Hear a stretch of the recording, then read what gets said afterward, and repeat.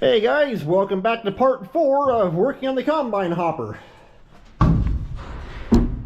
As you saw there in part 3, I got the auger pulled out of the bottom. And I just got done using get my big feet out of the way. There we go. I just got done using the one big sledgehammer. Right through here, there's kind of like a bulge that was going to be pressing too close to the auger, so took the sledgehammer and knocked that down. That's got him bent back in shape. Next thing we got to do, of course, you saw me on that right hand end. There's 4 bolts on each side of the auger. Same thing right down there. I got to take 4, well, it looks like, yeah, I think. Yeah, 1, 2, I think there's 4. But I gotta get them bolts out over there. There's a carriage bolt right there, one right there, and same thing over here on this other side. I gotta get those 2 carriage bolts out. And then, let me get turned around here. This row of rivets right here, I gotta grab my grinder and knock them out. Because that stainless liner, I can get that light to sit right there, will actually go underneath this panel.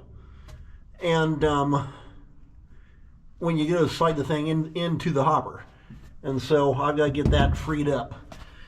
So I'll grab my grinder and some stuff, and we'll be good to go. Got my grinder. And let's see here. I'm not going to show taking all these off, but I'll show you 1 or 2.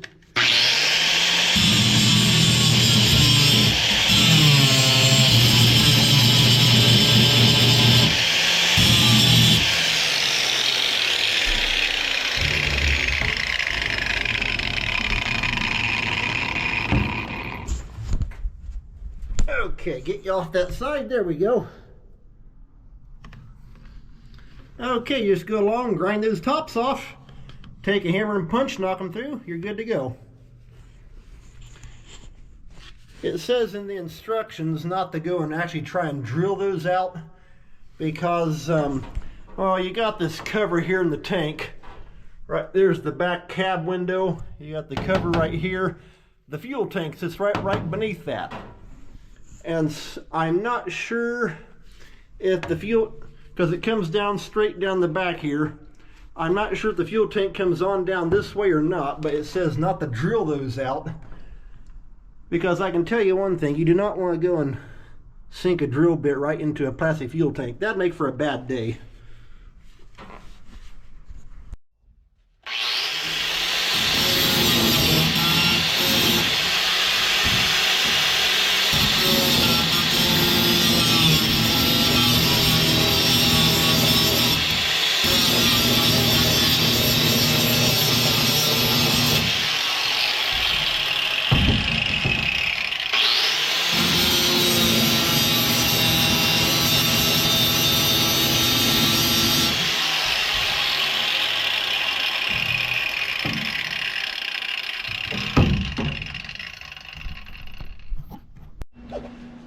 Just got finished getting all these rivets heads ground off, so let's see if we can punch them through.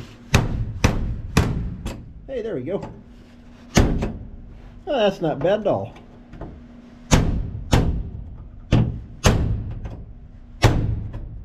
Come on. That's getting closer.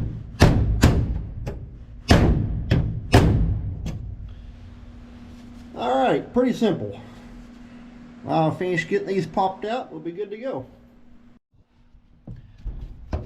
Okay, rivets are all punched through. Alright, now I got these 4 carriage bolts. There's one here, one there on the back side of the hopper, and same thing over on that end. And those actually go through the main frame rails, so we gotta get them popped out. Alright, up here underneath this side, those carriage bolts that I just showed you. Okay, you see that bolt right there from the light? That's one. Then right there is the other one. And there's two more on the other side, so we gotta get those bolts popped out. Alrighty, I got my ratchet. We'll go ahead and get these two bolts popped out. It's a 9/16. Now this actually does have a cable hooked onto that. It's got like one of those little eyelet deals that holds the cable to the bolt. So you gotta take that off. Man, I don't have much room to work with either. What that cable's for, however, and you'll see it once I get down out of here, that actually goes up to the adjuster on the concave. This machine has an electric concave. Well, electric adjusting, you can adjust it from the cab, and what that cable does is it hooks on to the actuator back here on the side of the machine, and then it's just a push cable that goes up to like a dial indicator up here beside the cab window. That way you can see what your concave clearance is, which is really handy because you can adjust it on the go. Which I think I've had some people tell me it's actually one of the, not many R72s had that. That was more of an R75 deal. But since this machine is one of the last R72s built, that's probably why it's got it. Okay, I got that flange nut popped off there, and right there's that cable I was talking about. It just has one of the little eyelet deals that hooks onto the bolt. Now the bolt is, well, I'll take a hammer and tap on it, but it's ready to pop up through there and knock it out of that.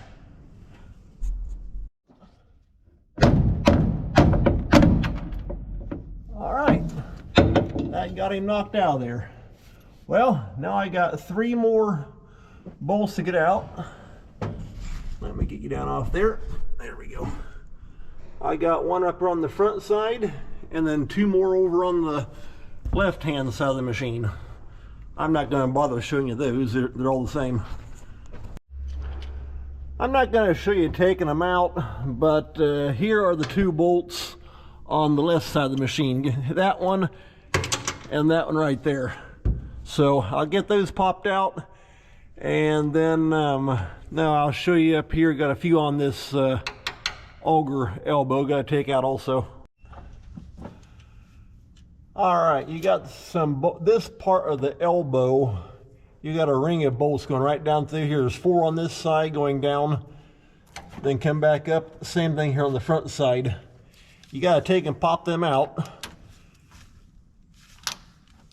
That was a great way to smash a finger. You got to take and pop them out there, because each end of that piece of stainless, these bolts go through that to tie the ends down, and they're carriage bolts.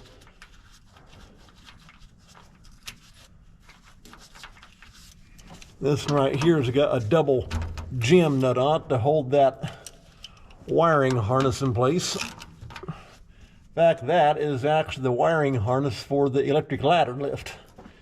You can put it up and down from the ground. Yep. Okay, that's got that one unhooked. And yeah, that's how you do it. Just go right around here, take these bolts all out, and then it's ready for the stainless piece. And then just push the bolts through, and I'll jump up in the hopper when I'm done and pick them bolts up. Got these 4 back bolts here out, and like I say, just come right underneath that, back up here, you got 4 more. So I've already got those loosened up. I'll take those out and that'll have it. All right, back up here in the hopper. Just picking up all my bolts. Here's the 2 3/8 carriage bolts I took out of the main frame. And down here on the end, get my light. There we go. Are the ones I was just showing you also. These here are a 5/16. And I'll take either a broom or air gun, blow all the rest of this crap out of here and clean it all up good. And then it should be ready for the new floor. Okay, that should have everything all picked up. All right, I just got back down out of the hopper. Got my bolts here all put into my coffee can. So I'm going to call this an end to part 4. Hopefully in part 5, I will have the new floor. I talked to them just a couple of days ago, and that Schmidt machine out of Upper Sandusky, Ohio, they told me that new floor should have shipped out yesterday. So hopefully I'll have it here in a few days. We'll see what happens. But yeah, like I say, that'll be the next part of this video series. And so take care. Thanks a lot for watching. We'll see you next time.